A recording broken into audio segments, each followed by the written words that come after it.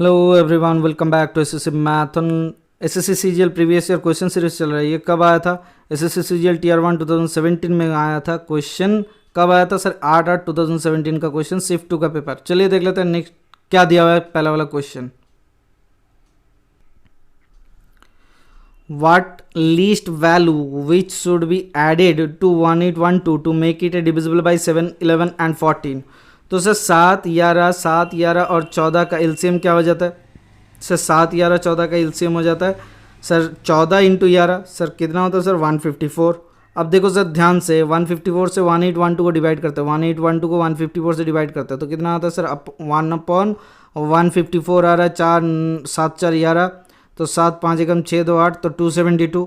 तो 154 1 ज़र 154, ठीक है। तो यहाँ से कितना आता है? 4 8 12 और कितना हो रहा है सर? एक आ गया आपका, अच्छा 154 2 ज़र कर लेता है सर। 2 ज़र कितना होता है? 15 दूना 30 और 4 दूना 8, तो 308 से 272 को माइनस कर लेते हैं। तो 2 6 8, 7 एकम 7 3 10, ठीक है। तो कितना जोड़ना पड़ेगा सर? 36 जोड़ लेंगे तो 308 हो जाता। तो 36 option number 2 is the correct answer. Okay sir, चलिए देख लेते हैं नेक्स्ट क्वेश्चन क्या दिया हुआ है। A 1.5 times efficient than B से है, therefore takes 8 days less than B to complete a work. मतलब 8 दिन बी से कम लेता है। If A and B work on alternate days and A work on first day, then in how many days the work would be completed? The work will be completed. अब ध्यान से देखना, अगर ए 1.5 टाइम्स एफिशिएंट है, मतलब sir ए को जितना दिन लगेगा बी को उसका 1.5 गुना टाइम लग जाएगा। अब ध्यान से देखो, बी का टाइम कितना लगता है? बी लगता है, अगर हम लोग ए को x दिन पकड़ लेते हैं, बी को 1.5x ले लेते हैं, तो इन दोनों का डिफरेंस कितना हुआ सर? 0.5x डे बराबर कितना हुआ सर? 8 दिन लगता है। तो यहाँ से x बराबर कितना लगता है सर? x बराबर 16, ठीक है। एक 16 है और एक कितना है सर? 3/2 इंटू 16, तो 8 3 24, ठीक है। तो 24 दिन लग रहा है किसको? बी को, और ए को लग रहा है 16 दिन। If A and B work on alternate days and A work on first day, then in how many days the work will be completed? अब देखो सर, एक काम दिया हुआ है, ए का कितना दिन लगता है सर? 16 दिन। बी का कितना दिन लगता है? 24 दिन। तो एक काम करता है सर, 8 3 24, 8 दूना 16, तो 24 दूना 48 कर लेते हैं total unit of work. TUW हम लोग 48 यूनिट कर लेते हैं। 16 दिन में करता है 48 यूनिट, एक दिन में करता है 16 चौके 48, 16 3 48, ठीक है। तो 24 दिन में करता है 48 यूनिट, एक दिन में करता है 2 यूनिट बी, ठीक है। यहाँ तक सही है। अब देखो ध्यान से, ऑल्टरनेट डेज में मतलब ए पहले आया फिर बी आया, ए पहले आया फिर बी आया, ए पहले आया फिर बी आया, ऐसा सीक्वेंस में चलता है।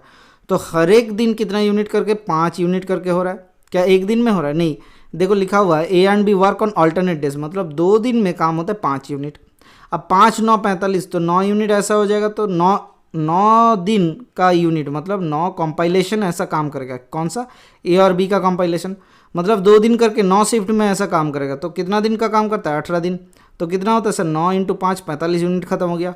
बचा हुआ कितना है सर? 3 यूनिट बचा हुआ है। क्या ये ए आके खत्म कर देगा? हाँ सर। तो 18 + 1 19 दिन में काम खत्म हो जाएगा। Option number 2 is the correct answer. Okay sir, चलिए देख लेते हैं नेक्स्ट क्वेश्चन क्या दिया हुआ है। One of the diagonal of a rhombus is 70% of the other diagonal. What is the ratio of the area of the rhombus to the square of the length of the larger diagonal? हम लोग समझ लेते हैं, एक diagonal है D, दूसरा diagonal है 0.70, हम लोग इतना लिख सकते हैं, ठीक है। तो ध्यान से देखो, डी वाला बड़ा है सबसे, तो हमें क्या रेशियो निकालना है sir? Half into D1 D2, मतलब half into D into 0.7D। तो इसके साथ किसका रेशियो निकालना है? Square of the length of the larger diagonal, मतलब डी स्क्वायर। तो ये निकालना है, तो काट देते तो कितना आता? 0.7/2, मतलब 7/20 is the correct answer. Option number कौन सा है? 3 is the correct answer. Okay sir, चलिए देख लेते हैं नेक्स्ट क्वेश्चन क्या दिया हुआ है। A shopkeeper sells a table at a discount of 20% and earns a profit of 60%। If he sells the same table at 40% discount, then what will be his new profit percentage? मतलब sir एक shopkeeper table को discount देता है 20%, ठीक है, and earns a profit of 60%, मतलब sir 100 रुपये के सामान को 80 में बेचने पर भी उनको 60% का लाभ होता है। तो क्या हो जाएगा सर? इंटू 100/160 हो जाएगा इसका सीपी। तो सर 8 दूना 16, तो 2 से काटेंगे तो 50 आ जाएगा। तो 100 को काटते तो 50 आ जाता है। ओह, कहाँ गए सर? 100 को काटेंगे तो 50 आ जाएगा। तो ओरिजिनल सीपी है 50 रुपये, सीपी है 50 रुपये, if he sell the same table at 40% discount then what will be his new profit percentage, मतलब इसको अगर 40% डिस्काउंट देता है तो कितना में प्राइस में बेचा जाता है 60 में, तब भी जाके कितना लाभ होता है 10 लाभ होता है, तो 10/50 मतलब कितना प्रतिशत इंटू 100, तो 50 दूना 100 होता है, तो 20% लाभ। Option number 1 is the correct answer. Okay sir, चलिए देख लेते हैं नेक्स्ट क्वेश्चन क्या दिया हुआ है। If a/3 equals to b/2 equals to c/5 दिया हुआ है, then what is the value of c+a का होल स्क्वायर प्लस a+b का होल स्क्वायर प्लस b+c का होल स्क्वायर। सर ये क्या हो जाएगा सर, मैं आपको पहले आंसर बता दे रहा हूँ। 3 5 5 5 15 मतलब 15 15 सर 15 स्क्वायर 5 और 3 सॉरी 8 8 स्क्वायर प्लस यहाँ पे a+b कितना हो रहा है 3 दूना 5 25 प्लस इस टू b+c कितना हो रहा है सर 64:25 इंटू 749 हो जाएगा सर। b+c मतलब 749, ठीक है, ये रेशियो आ जाएगा। अब ये कैसे आया ध्यान से देखो, अगर a/3 equals to b/2 equals to c/5 हुआ तो हम लोग इसको बराबर लिख सकते के, हाँ सर लिख सकते हैं। तो a इक्वल्स टू 3k और b equals to 2k, c equals to 5k। तो ये कांस्टेंट है तो k का वैल्यू 1 ही ले लेते हैं, तो तब जाके इजी हो जाएगा। तो 3 2 5 आ गया। अब देखो ध्यान से 3 + 2 a का वैल्यू कितना है सर 3 और b c का वैल्यू कितना है 5, तो 5 + 3 मतलब 8 का स्क्वायर इस टू a+b मतलब कितना हुआ 3 2 5 का स्क्वायर इस टू b+c कितना हुआ सर b+c 5 2 7 7 का स्क्वायर, तो कितना होता है सर 64 25 39 सॉरी 49 49, ठीक है सर। चलिए देख लेते हैं नेक्स्ट क्वेश्चन क्या दिया हुआ है।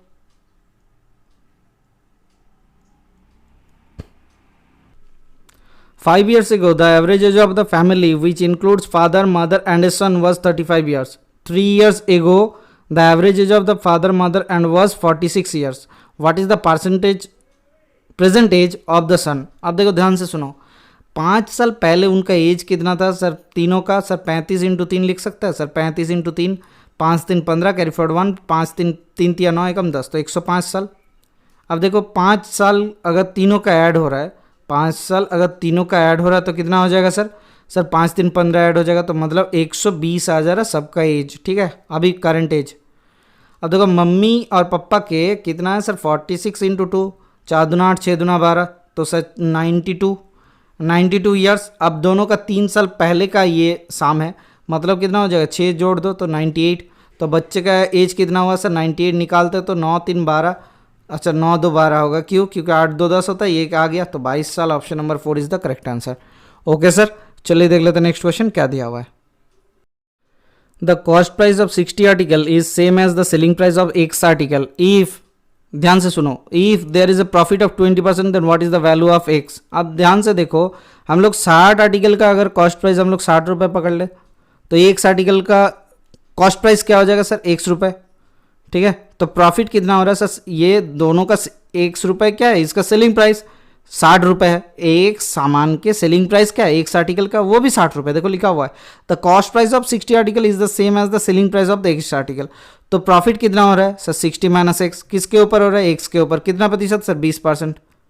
ध्यान से देखो, तो 20/100 कर लेते हैं, तो 20 5 100 होता है, तो यहाँ से कितना होता है सर 6 5 30 300, तो उधर कितना हो जाएगा सर 6 100 हो जाएगा, तो एक्स इक्वल्स टू कितना हो रहा है 6 5 30 तो 50। ऑप्शन नंबर क्या answer 3 is the correct answer.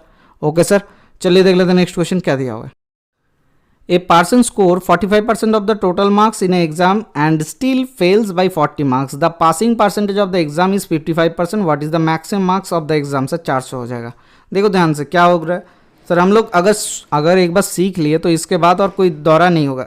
ये टोटल मार्क्स है 100% का, उनको मिला 45% मार्क्स, अगर 55 मिल जाता तब जाके पास हो जाता, ये पास मार्क्स है, ठीक है।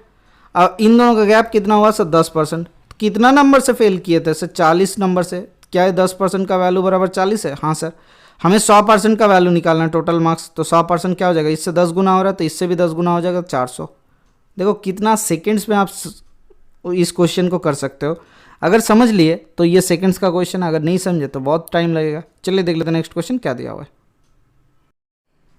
A man starts running from a point P at 11 a.m. with a speed of 10 km प्रति घंटा. He runs for 2 hours and then takes a 1 hour rest.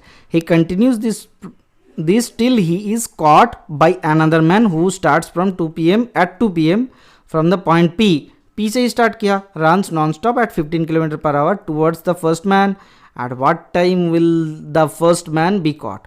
देखो ध्यान से, ये क्वेश्चन क्या बता रहा है कि 11 बजे से आपके दोस्त ने पी से स्टार्ट किया 11 AM से, तो ये 10 किलोमीटर प्रति घंटे के औसत से दो घंटे जाता है। देखो 10 किलोमीटर प्रति घंटे के औसत से 2 घंटा जाता है, तो कितना जा गया सर 20 किलोमीटर चल गए, फिर 1 घंटा रेस्ट लिए, मतलब 3 घंटा हो गया।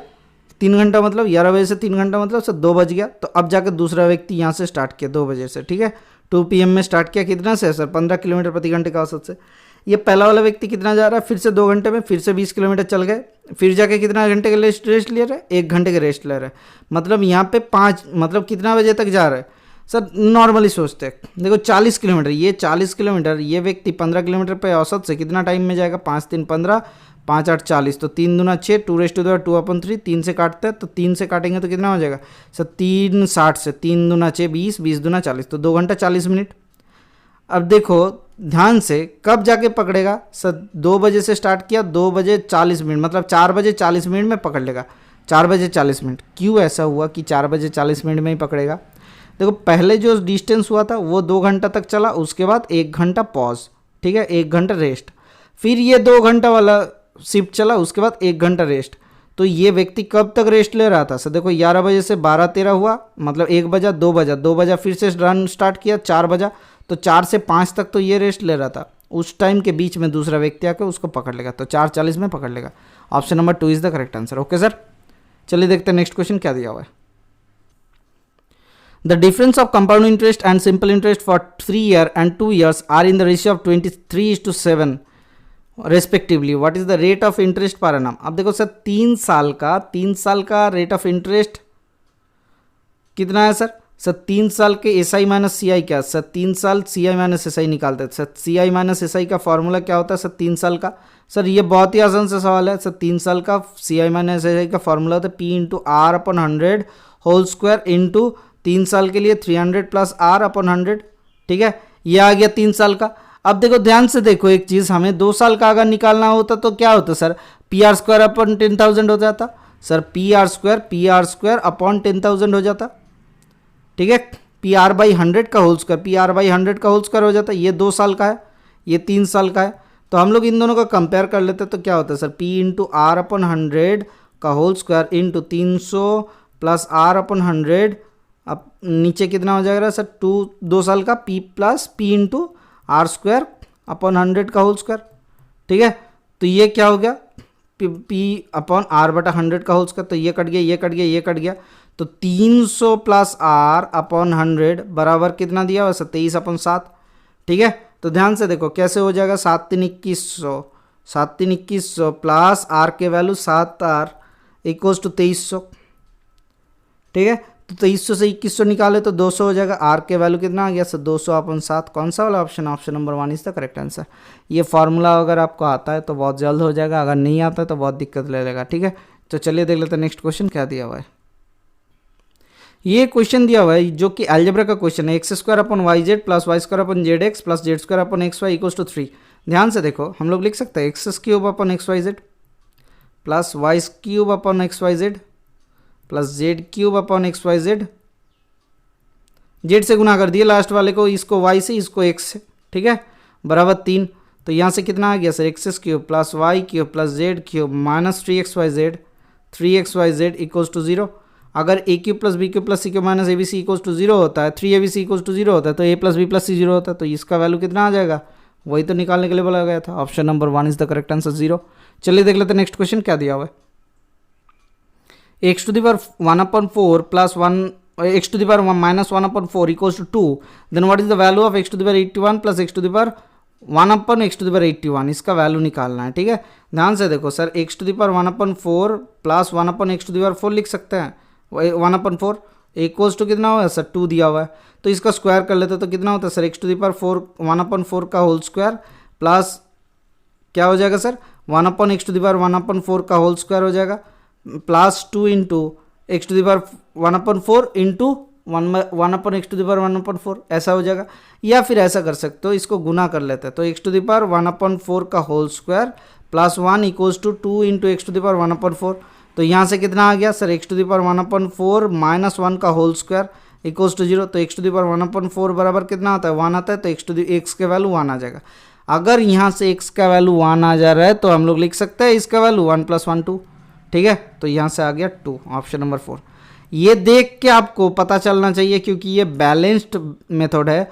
a plus 1/a equals to 2 अगर आ रहा है, अगर a का वैल्यू पॉजिटिव है तो बोल सकते हो a का वैल्यू 1 ही होना चाहिए और कोई ज़रूरत नहीं है दूसरा वैल्यू आने का। ठीक है सर, चलिए देख लेते हैं नेक्स्ट क्वेश्चन क्या दिया हुआ है। If a into a plus b plus c equals to 45, b into a plus b plus c equals to 75, c into a plus b plus c equals to 105, then what is the value of a square plus b square plus c square? Sir क्या हम लोग यहाँ से a plus b plus c का value निकाल सकते हैं? देखो 45 को निकालो तो 9 5 45, इसको निकालते हैं सर 5 एकम 5 5 5 25, 15 इंटू 5 होता है। ठीक है, इसको फैक्टर करते हैं तो 5 एकम 5, 5 दूना 10, 5 एकम 5, ठीक है, तो 5 आ गया। देखो सब में कॉमन कितना है सर, 5 3 15, 15 इंटू 3 तो 5 3 15, 15 इंटू 5 सर 5 3 3 7 21, तो 7 इंटू 5 3 15। ठीक है, क्या हम लोग लिख सकते हैं a plus B plus C के value 15, a plus B plus C के वैल्यू 15? देखते हैं सर, ध्यान से देखो, 3 5 5 3 8, 8 और 7 कितना होता है सर, 15 होता है। तो a का वैल्यू हम लोग ले लेते हैं 3, b का वैल्यू ले लेते हैं 5, c का वैल्यू ले लेते हैं 7। ठीक है, आ गया, सेटिस्फाई हो गया। तो यहाँ से निकालो a square plus B square plus C square, मतलब 3 3 9 प्लस 5 5 25, 7 7 49, तो 49 और 9 कितना होता है सर 58, 58 और 25 कितना हो जाएगा sir 8 5 13, carry forward 1, 5 2 7 1 8, 83 is the correct answer, option number 2। आप इसको नॉर्मल प्रोसीड्यूर में क्या करोगे, ब्रेक कर देना। ठीक है, मैं समझा दे रहा हूँ आपको कैसे करना पड़ता है नॉर्मल प्रोसीड्यूर में, कि आप वैल्यू पुटिंग मेथड नहीं करना चाहते हो तब जाके क्या करोगे, इसको गुना करना, इसको गुना करना, इसको गुना करना, सबको जोड़ देना। सबको जैसे जोड़ देगा क्या आ जाएगा सर आपके पास, square plus B square plus C square plus 2ab plus 2bc plus 2ca equals to आ जाएगा, कोई वैल्यू आ जाएगा। ठीक है, तो वहाँ से क्या आ जाएगा, a plus B plus C के वैल्यू आ जाएगा 15 आ जाएगा, कोई मतलब 225 ही आना चाहिए। ठीक है, तो इनको जोड़ो, देखो 45 45, इनको जोड़ेंगे 75, इनको जोड़ेंगे 105, तो कितना आता है सर 5 3 15, कैरी फॉरवर्ड 1, 7 4 11 एकम 12, 2 कैरी फॉरवर्ड 1, मतलब 225 आएगा। ठीक है, a प्लस बी प्लस सी का वैल्यू आ गया 15, तो यहाँ से क्या आ जाएगा, a का वैल्यू आ जाएगा, a का वैल्यू 15 थी या 45, b का वैल्यू कितना आता है सर, b का वैल्यू 5 आएगा, c का वैल्यू कितना आ जाएगा 7 आ जाएगा। हम लोग उसको खाली पहले ही तोड़ लिए थे। ठीक है, उसको पहले ही तोड़ लिए थे, इसीलिए बस खत्म हो गया, जल्दी से जल्दी मैथ हो गया। चलिए देख लेते हैं नेक्स्ट क्वेश्चन क्या दिया हुआ है। If x square plus 1 upon x square equals to 1 है, then what is the value of x to the power 48, x to the power 42, x to the power 36? ऐसा करते करते एक सीरीज मांगा गया है, उसका मान निकालो। अगर x square plus 1 upon x square के वैल्यू 1 होते हैं तो क्या निकाल सकते हैं यहाँ से हम लोग निकाल सकते हैं x प्लस 1 अपॉन एक्स का होल स्क्वायर माइनस 2 बराबर कितना है सर 1, तो यहाँ से क्या आ जाएगा, x प्लस 1 अपॉन एक्स बराबर कितना आ जाएगा 3 का रूट 3 आ गया।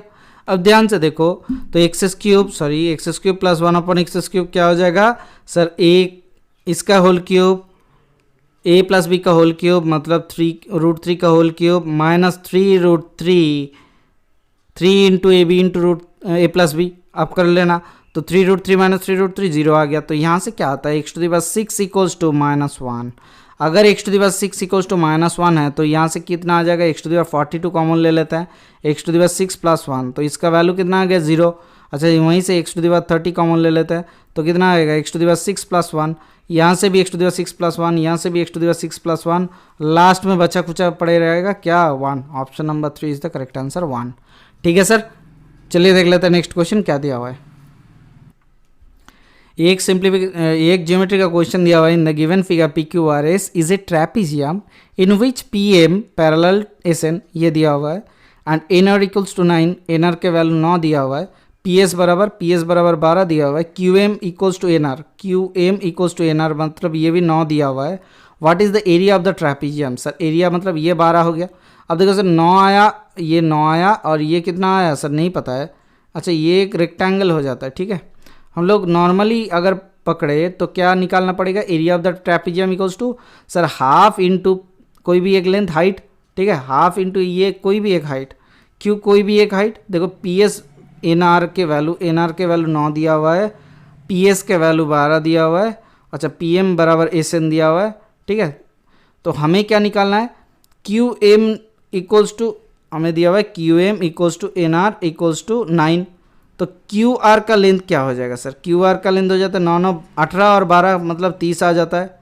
तो एरिया ऑफ द ट्रेपेजियम क्या हो जाएगा सर, हाफ इंटू, अब देखो QR प्लस PS सॉरी, तो कितना होता है 30 प्लस 12 इंटू x पकड़ लेते हैं, x क्या है सर, ये हाइट है, तो ये क्या हाइट हो जाएगा, ये निकालना बहुत महत्वपूर्ण है। तो ये एक ट्रेपीजियम में कुछ कुछ तो दिया हुआ रहेगा इस ट्रेपीजियम का क्वेश्चन में कि हाइट आपका कुछ आ जाए। देखो सर एन आर के वैल्यू 9 सेंटीमीटर दिया हुआ है, लेकिन हमें ये हाइट तो नहीं दिया हुआ एन एस का वैल्यू। तो एस एन पैरेलल दिया हुआ है, पी एम दिया हुआ है, और कुछ तो दिया हुआ नहीं है। तो एस एन को या फिर पी एम को किसी तरीके से कोई लिंक कर सकते हैं, नहीं कर सकते। तो यहाँ से क्या पॉसिबिलिटी देख लेते हैं, 30 और 12 कितना होता है सर 42 अपन 2 मतलब 21 आता है। सर 21 से क्या गुना करें, 21 के किसी बराबर कोई गुना बराबर है कोई क्वेश्चन? हाँ सर एक क्वेश्चन है, देखो 189, तो ये 9 गुना है। हम लोग 3 वाला ऑप्शन करते हैं, लेकिन ये पॉसिबल नहीं है कि ये 9 होना चाहिए, ये तो 12 भी हो सकता है। ठीक है, ये कुछ भी लेंथ हो सकता है, 21 का कुछ गुना निकला है, इसीलिए हमने ऐसा कर दिया। ठीक है, तो लेकिन ये क्वेश्चन में डेटा में मिसिंग है, हमें क्या निकालना था सर, ये वाला लेंथ चाहिए था। चलिए देखते हैं नेक्स्ट क्वेश्चन क्या दिया हुआ है। In the given figure P Q are is a equilateral triangle and the P S is the angle bisector of angle P. P के एंगल बाइसेक्टर दिया हुआ है, पी एस दिया हुआ है। ठीक है, ये अगर एंगल बाइसेक्टर है इक्विलैटरल का, तो यहाँ पे कहीं ना कहीं पे इसका सेंटर होना चाहिए इसी के ऊपर। ठीक है, what is the value of R T and R Q? R T and R Q का रेशियो क्या है sir? R Q and R T इन दोनों का रेशियो निकालना है। ये बहुत ही आसान सा सवाल है, देखो सर ध्यान से, ये 30 हो जाएगा, ये 30 हो जाएगा। क्यों? क्योंकि फॉर ए इक्विलैटरल ट्रायंगल हर एक एंगल का साम कितना होता है 60 डिग्री होता है वैल्यू। तो ये देखो एक रेडिया डायमीटर है, डायमीटर वाला क्या होता है सर, पेरीमीटर वाला एंगल कितना हो जाएगा सर? डायमीटर के पेरीमीटर वाला एंगल ये 90 डिग्री आ जाता है, तो इसमें से ये 60 डिग्री हो गया। तो छोटू वाला कितना है सर 30 डिग्री। ठीक है, इतना तक आ गया। अब क्या करना है सर? सर आप देखो सर हमें क्या निकालना है सर, क्यू टी आर के वैल्यू निकालना है। सर क्यू टी आर के वैल्यू क्या हो जाएगा सर? क्यू टी आर के वैल्यू नहीं पता है हमें। देखो एक चीज़, ये क्यू आर टी के वैल्यू निकाल लेते हैं, तो इसका वैल्यू कितना हो जाएगा सर? अपोजिट एंगल का सम, मतलब ये 30 30 60, ये 60 और ये 60 मिलके, ये 60 मिलके कितना हो जाएगा सर? सॉरी ये 60 मिलके तो 120 आ जाएगा। ये छोटू वाला आ गया 30 डिग्री, तो ये कितना आ गया सर? 30 डिग्री आ गया। क्योंकि देखो ट्रायंगल का तीनों कोनों का सम कितना होता है 180 डिग्री, उसमें से एक 30 निकाल दो तो बाकी बचा हुआ है कितना सर? 12 और 30 150 निकाल देते हैं तो 30 बचा हुआ रहता है। तो ये दोनों एंगल अगर सेम है तो ये दोनों side R T and R Q के रेशियो क्या हो जाएगा? 1:1। Option number 2 is the correct answer. Okay sir, चलिए देख लेते हैं नेक्स्ट क्वेश्चन क्या दिया हुआ है। 2 chords of length 20 centimeter and 24 centimeter are drawn perpendicular to each other on the circle of the radius 15 centimeter. What is the distance between the points of intersection of these chords in centimeter from the center of the circle? मतलब क्या बोला गया कि एक circle है जिसमें 2 cord दिया हुआ है, कौन सा सर? ए बी पकड़ लेते हैं एंड सी डी पकड़ लेते हैं, दोनों परपेंडिकुलरली दोनों को इंटरसेक्ट करता है। तो यहाँ से सेंटर क्या है सर? 15 सेंटीमीटर का रेडियस है दिया हुआ है। ठीक है, तो सेंटर वाला रेडियस कितना हुआ सर? ये दिया हुआ है, सपोज ओ ए निकाल लेते हैं, तो ओ ए दिया हुआ है 15 सेंटीमीटर, ओ ए बराबर 15 सेंटीमीटर यहाँ तक दिया हुआ है। अब सर ए बी का लेंथ क्या दिया हुआ है सर? ए बी का लेंथ हम लोग पकड़ लेते हैं 20 सेंटीमीटर दिया हुआ है, ए बी बराबर 20 दिया हुआ है, और सी डी को हम लोग पकड़ लेते हैं सर कितना सर? सी डी को 24 पकड़ लेते हैं।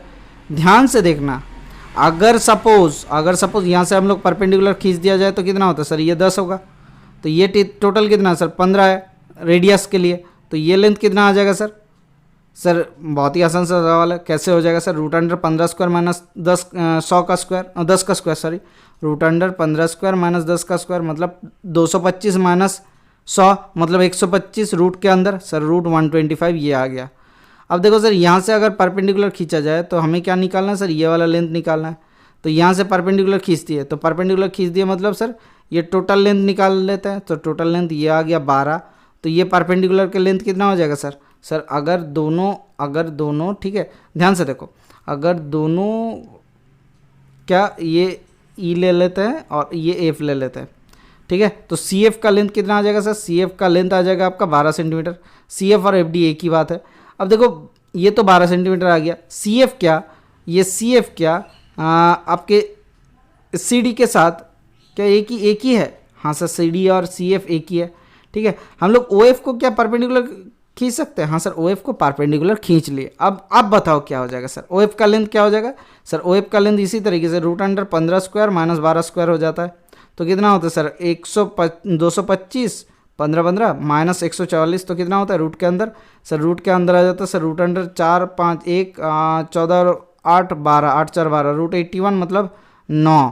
ठीक है, तो ये लेंथ आ गया 9 और ये लेंथ आ गया 125। सर हमें क्या निकालना है सर हमें निकालना है पॉइंट, सपोज यहाँ पे जी पॉइंट दे देते हैं। अगर सपोज ये पॉइंट हम लोग जी ले लेते हैं तो क्या निकालना है सर, हमें पॉइंट निकालना है ओ जी का लेंथ। क्या दिया हुआ है, देखो लिखा हुआ है what is the distance between the point of intersection of this cord from the centre of the circle. तो ओ जी का लेंथ कैसे निकाले, एक रेक्टेंगल दिया हुआ है जिसका क्या है, ये 9 है, ये 9 है, ये रूट 125, तो कैसे हो जाएगा ओ जी का लेंथ सर, रूट अंडर 125 का होल स्क्वायर मतलब 125 माइनस 81 तो 81, तो कितना होता है 1 4 8 से 8 4 12 44 रूट के अंदर, तो 4 यार कितना होता है सर, सही कि अच्छा गलत हो गया सर 125 प्लस 81। देखो ये एक राइट एंगल ट्राइंगल है, ये परपेंडिकुलर था, बेस था, तो जोड़ना है। तो 5 एकम 6 8 2 10 0 कैरी फॉरवर्ड 1 तो 206 root under 206 is the correct answer, option number 3। ठीक है सर, ये ध्यान से समझ लेना एक बार, आपको मजा आ जाएगा क्वेश्चन करके। चलिए देख लेते हैं नेक्स्ट क्वेश्चन क्या दिया हुआ है। In the given figure, QRTS is a cyclic quadrilateral. If PT equals to 5 and SQ equals to 4, PS equals to 6 centimeter and angle PQR equals to 63 degree, then what is the value of TR? TR के value निकालना है। ठीक है, ध्यान से देखना, ये PQRS क्या, QRTS ये क्या दिया हुआ है, साइक्लिक क्वाड्रिलेटरल, मतलब यहाँ पे एक सर्कल ड्रॉ कर लेते हैं। ये एक साइक्लिक क्वाड्रिलेटरल है, थोड़ा सा ये गलत हो गया, थोड़ा सा इसको सही कर लेते हैं। साइक्लिक क्वाड्रिलेटरल है तो इसको कैसे ड्रॉ किया जाए, तो ऐसा जाएगा, ऐसा ऐसा ऐसा ऐसा ऐसा आएगा। ठीक है, ये एक साइक्लिक क्वाड्रिलेटरल है। अभी ध्यान से देखो कि हमें क्या दिया हुआ है, हमें दिया हुआ है देखो P T equals to 5, P T equals to 5 centimetre, S Q equals to कितना दिया हुआ है sir, S Q equals to 4 centimetre, P S equals to क्या दिया हुआ है sir, P S equals to 6 centimetre and angle P Q R equals to कितना दिया हुआ है sir, 63 degree. Then what is the value of T R. Sir एक काम करो, हमें क्या मालूम है sir, P Q into P S बराबर P R into P T. ठीक है, तो क्या हम लोगों को जो एंगल दिया हुआ है उसका कोई ज़रूरत ही नहीं था। हाँ सर, ये एंगल आपको बहलाने के लिए दिया गया हुआ है। ध्यान से देखना, यहाँ से पी क्यू का वैल्यू क्या हो जाएगा सर, 6 चक्के 10 होता है एंड पी एस का वैल्यू क्या है सर, 6 है, इक्वल्स टू, क्योंकि ये फॉर द सर्कल, किसी भी सर्कल के लिए ये एक टेंजेंट क्या एक्सटर्नल एंगल से सेकेंड का ये एक थ्योरम होता है कि सेकेंड का जितना सारा लेंथ होता है ये वाला फॉर्मेट उसमें प्रूफ होता है। ठीक है, ये आपको पता ही होगा, अगर नहीं पता है तो एक बार कमेंट सेक्शन में बोल दीजिएगा, मैं ये नेक्स्ट डे करवा दूंगा आपको। ठीक है, तो यहाँ से क्या मिल जाएगा, हमें मिल जाता है पी आर के लेंथ। पी आर के लेंथ क्या, हम लोग एक्स पकड़ लेते हैं टी आर, क्योंकि देखो टी आर का लेंथ निकालना है, तो एक्स पकड़ लिए टी आर, तो ये x plus 5 into P T का लेंथ है 5, तो 5 2 ज़ा 10, तो x इक्वल्स टू 6 दूना 12 माइनस 5 मतलब 7 है। कहाँ पे है option number 2 is the correct answer. Okay sir, चलिए देख लेते हैं नेक्स्ट क्वेश्चन क्या दिया हुआ है। What is the simplified value of cos square theta plus 1 plus sine theta minus sine square theta upon 1 plus cos theta. Sir ये इसका होल स्क्वायर भी है, तो इसका सिंप्लीफाइड वैल्यू निकालना है, तो यहाँ से लिख सकते हैं सर कॉस स्क्वायर थीटा को 1 माइनस साइन स्क्वायर थीटा, हाँ सर लिख सकते हैं sir 1 minus sine square theta upon 1 plus sine theta, minus sine square theta को लिख सकते हैं 1 minus cos square theta upon 1 plus cos theta, हाँ सर लिख सकते हैं, इसका ऊपर होल स्क्वायर दिया हुआ है, तो यहाँ से क्या हो जाएगा सर 1 माइनस साइन थीटा बचा हुआ रहेगा, ऊपर 1 माइनस साइन थीटा बच गया और नीचे कितना हुआ सर, यहाँ पे कितना हो जाएगा सर 1 माइनस कॉस थीटा बच जाएगा, तो 1 प्लस कर देते हैं उसको कॉस थीटा, इसका होल स्क्वायर।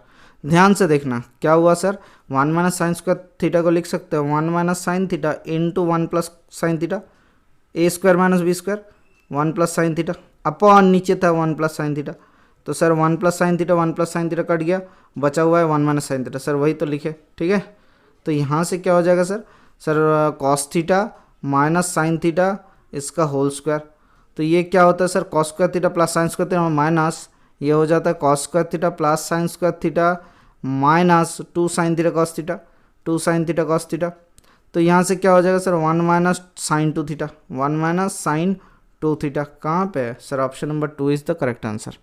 ओके सर, चलिए देख लेते हैं नेक्स्ट क्वेश्चन क्या दिया हुआ है। If 5 sec theta minus 3 tan theta equals to 5, then what is the value of 5 tan theta minus 3 sec theta? तो इसको निकालना है सर। एक चीज़ देखो, यहाँ से आप बोल सकते हो 5 sec theta minus 3 tan theta minus 3 tan theta, इसको इक्वल्स टू हम लोग 5 लिख लिए, ठीक है। हम लोग क्या बोलेंगे sir, then what is the value of 5 tan theta minus 3 sec theta. तो हम एक चीज़ करते हैं सर, ध्यान से देखना, हम लोग एक चीज़ करते हैं कि 5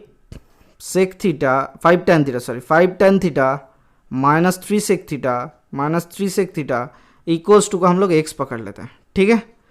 इन दोनों को होल स्क्वायर करके बोथ साइड को हम लोग जोड़ने की कोशिश करते हैं। देखो सर क्या हो जाएगा सर, 5 sec थीटा मतलब 25 sec square theta plus 9 tan square theta minus 5 sec theta tan theta into 3 tan theta होगा, into 3 tan theta, 2 into 5 into sec theta tan theta हो जाएगा, ठीक है, tan थीटा प्लस इसके लिए कितना हो जाएगा सर, 5 से 25 tan square theta plus 9 sec square theta,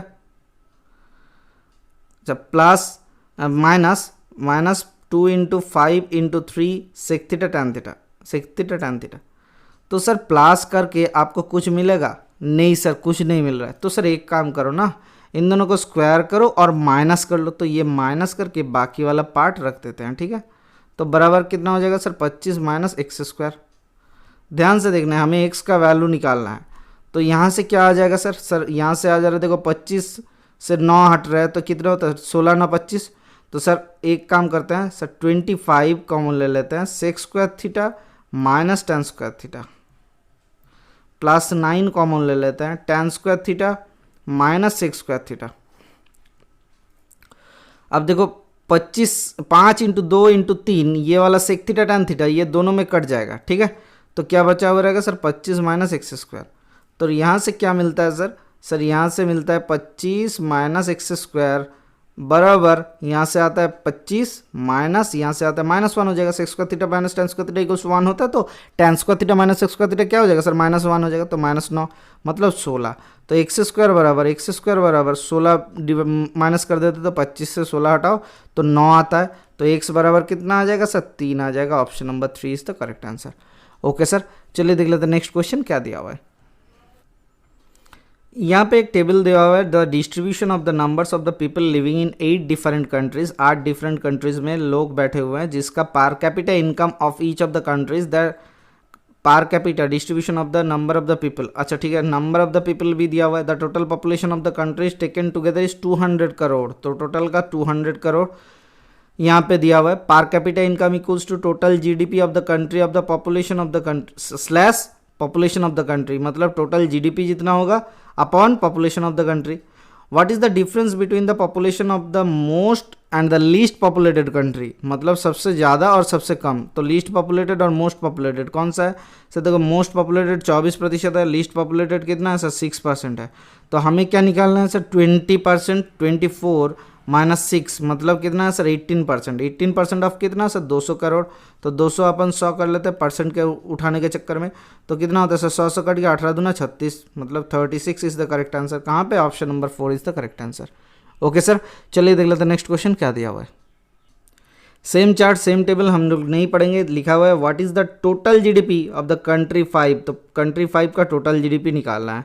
अब देखो ध्यान से देखना, कंट्री 5 के लिए कितना है सर, 200 का 7% मतलब पॉपुलेशन क्या निकालते हैं, ठीक है। तो 7% हम लोग निकाल लेते हैं, 200 करोड़ के 7% हो जाता है इसका पॉपुलेशन, तो इंटू 7/100। तो यहाँ से कितना होता है सर, कट गया का 7 दूना 14 करोड़ होता है। अब टोटल जीडीपी कितना है सर, 2260 के हिसाब से पर कैपिटा इनकम है, तो 2260 इंटू 14 कर देंगे तो खत्म कहानी।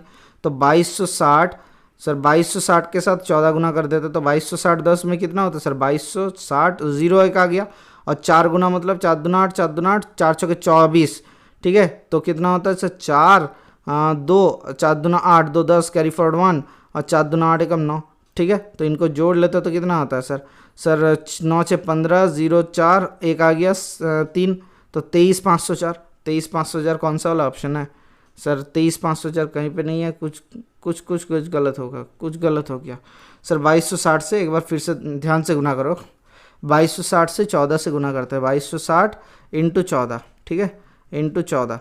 हमने क्या किया सर, 22600 कर लिए और 4 से गुना किए, 400, 400, 4 छके 24 का 4, कैरी फॉरवर्ड 2, 4 दूना 8 दूना 10, कैरी फॉरवर्ड 1, 4 दूना 8 एकम 9, ठीक है। तो यहाँ से कितना आ गया सर आपका, यहाँ से आ जाता है 40, 9 2 11, कैरी फॉरवर्ड 1, 31,640। देखो 31,640 आ जा रहा है, 31,640 आ रहा है, मतलब कौन सा वाला option, option number 2 is the correct answer, ठीक है। ध्यान से गुना करना, ये चार्ट देखने में बल्क है लेकिन ये चार्ट बहुत ही आसान सा था।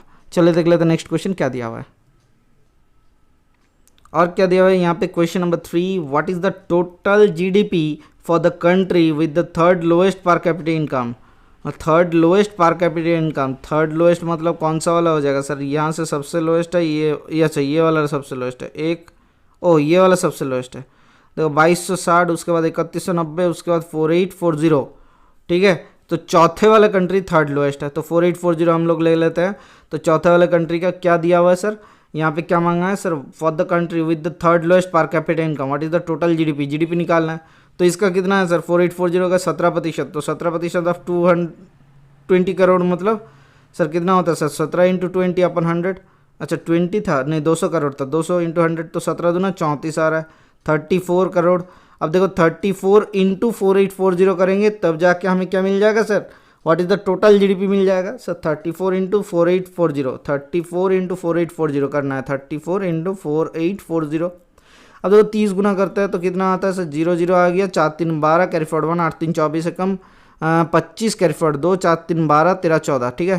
तो 1,45,000 सॉरी कितना है, हाँ सर 1,45,000 आ गया। अब देखो ध्यान से 4 से गुना करते हैं, 4 0 0, 4 4 के 16, कैरी फॉरवर्ड 1, 4 8 32 और एकम 33, कैरी फॉरवर्ड 3, 4 4 के 16, 3 19, ठीक है। तो इसको जोड़ लेते हैं तो 65, इधर 9 5 14, कैरी फॉरवर्ड 1, 4 एकम 5 एकम 6 1, तो 1 6 4 5 6 0, 1 6 4 5 6 0 कौन सा वाला ऑप्शन है, 4, option number 4 is the correct answer. चलिए देख लेते हैं नेक्स्ट क्वेश्चन क्या दिया हुआ है। यहाँ पे क्या दिया हुआ है, which of the country is the highest total GDP, highest total GDP किस कंट्री का है sir, sir highest total GDP किस कंट्री का है सर, हम लोगों को देखना पड़ेगा कि कैसे निकालते हैं, ठीक है।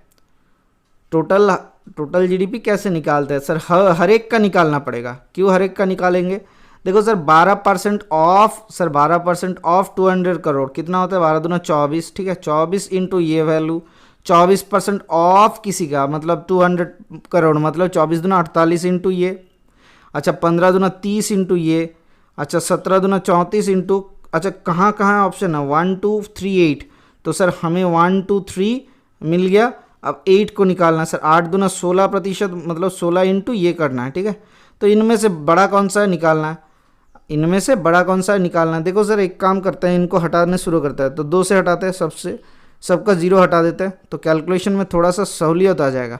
2 से हटाते हैं, 2 8 16, 2 15 30, 2 24 48, 2 12 24, ठीक है।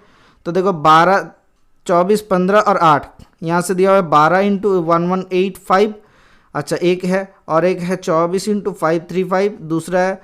अब तीसरा कितना है सर, तीसरा है 15 इंटू 990, अच्छा चौथा कितना है सर 8 इंटू 1041 सॉरी।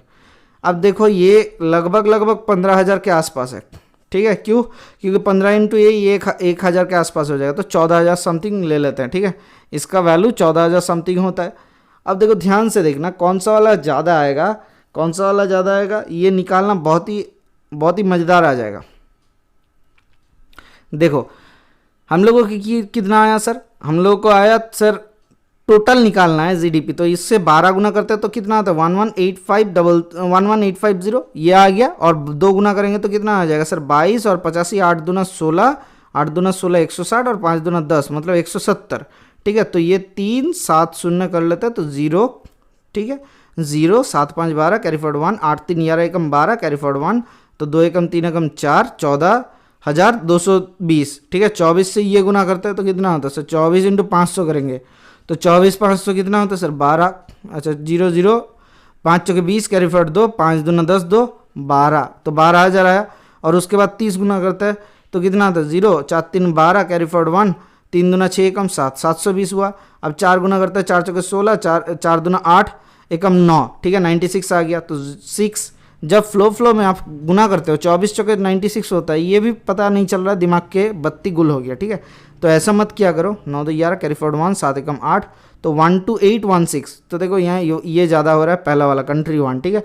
अब देखो 15 इंटू 990 कर लेते तो कितना होता है, 0 से 0 आएगा। 99 को 9 15 कितना होता है, 9 5 45 कैरी फॉरवर्ड 1, अच्छा 135 होता है, ठीक है। 9 15 135, इसको 11 से गुना करेंगे तो कितना आ जाएगा सर, 11 से गुना करते हैं तो 5 3 8, 3 एकम 4 1, 14850।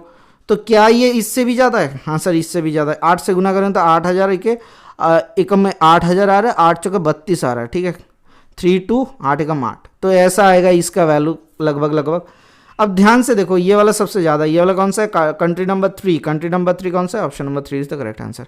इसका थोड़ा सा टाइम लगता है, लेकिन आप कोशिश करना, ये पॉइंट तो हट जाएगा पहले ही, 8 नंबर वाला पॉइंट, ठीक है। कंट्री 8, उसके बाद थोड़ा सा कैलकुलेशन आपको करना पड़ेगा।